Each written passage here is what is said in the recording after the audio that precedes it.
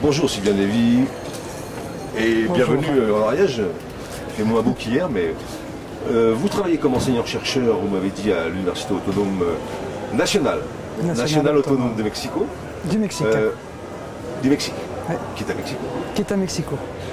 Et votre mission principale, celle pour laquelle on paye, c'est de travailler sur la conception de ressources éducatives, numériques pour l'essentiel, parce que la plupart des ressources éducatives maintenant sont numériques, ou si elles ne le sont pas, elles sont destinées en tout cas à être mises sur des supports numériques. C'est un travail qui est essentiellement pluridisciplinaire. Absolument. Nous travaillons avec des équipes qui sont conformées avec des programmateurs, enfin des informaticiens en général, et puis des infographistes, des vidéastes, des ingénieurs du son, des musiciens. C'est vraiment des équipes très interdisciplinaires. Et donc toutes les disciplines sont concernées, ou Oui, c'est-à-dire pas simplement la vôtre, je crois que vous êtes mathématicienne d'origine. d'origine, oui. Et j'ai une thèse en informatique. Et vous avez Une thèse D'accord, d'accord. en informatique. D'accord. Et lorsque vous dites concevoir des ressources, ça concerne quel niveau exactement? En fait, ça concerne tous les niveaux. On travaille évidemment d'abord pour l'université, c'est-à-dire pour les professeurs. On fait de la conception pour les professeurs, mais nous travaillons aussi pour d'autres institutions, des institutions en dehors de l'université qui viennent nous demander de développer des ressources éducatives pour la formation, pour divers genres de formes d'éducation. Pour l'essentiel, votre travail se situe dans le cadre du service public et éducatif. Oui, absolument. Voilà. Donc les ressources sont, j'ai bien compris, sont mises en ligne, sont libres, elles sont gratuites, elles sont libres, on peut les télécharger?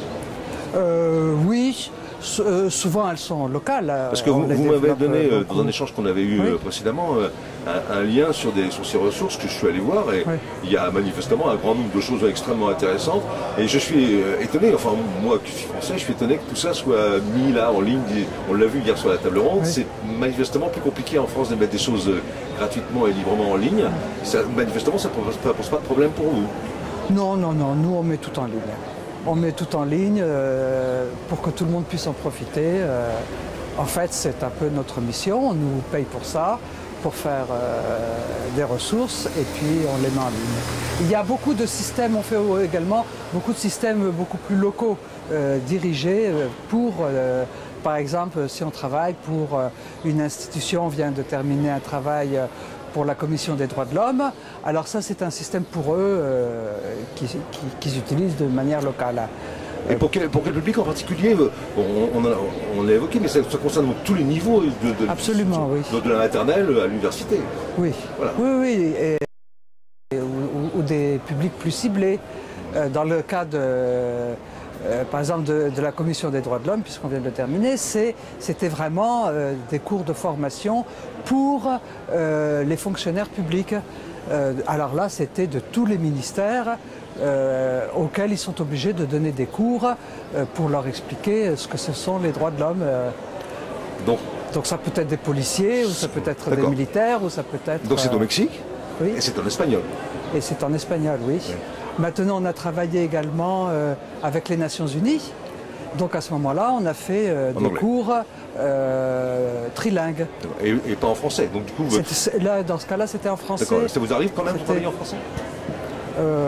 Pas souvent, non. Non. Alors, en général, on travaille en espagnol. D'accord. On va prendre juste un exemple pour terminer, peut-être. On fait une commande. L'université, c'est ça, on reçoit une commande pour la conception d'une ressource, je ne sais pas, pour enseigner peut-être quelques éléments musicaux à de tout jeunes enfants de maternelle, par exemple. C'est possible, ça. Donc, oui, tout est possible. Alors, comment ça se passe? On a déjà cahier des charges, vous trouvez les développeurs, vous trouvez les graphistes, c'est votre travail, ça? Oui. En fait, mon premier travail, c'est la conception. Et en général, quand on reçoit une demande, généralement, le client, disons, arrive avec beaucoup de préjugés, il sait ce qu'il veut. Mais ça ne correspond pas toujours à une vraie problématique. Donc nous, on est obligé de voir d'abord quelle est la problématique, pourquoi est-ce qu'il veut faire un cours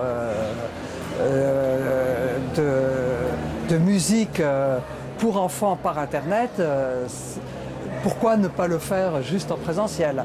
Donc il faut qu'on voit quelles sont les problématiques et puis c'est nous qui donnons la solution, c'est pas le client. D'accord. Donc, et ça c'est le plus difficile à comprendre pour un client, c'est pourquoi en général il a une bonne idée, il pense qu'il a une très bonne idée, mais en général, ça ne correspond pas à une vraie problématique. Donc nous sommes obligés de chercher la problématique et là-dessus de faire le travail de conception. Et de persuasion du... Et ensuite de persuasion enfin c'est un dialogue que nous avons. Alors mais... finalement, pour terminer, vous dites ici en Ariège? Ah, c'est formidable. Et puis vraiment, je suis en train de découvrir Ludovia, qui est, je crois, un événement absolument fabuleux parce qu'il regroupe différents acteurs du numérique éducatif qui touchent, je veux dire, les acteurs, les professeurs, les collectivités, les chercheurs. Tout le monde est ici, c'est extraordinaire. Très bien. Merci Sylviane Lévy. Merci.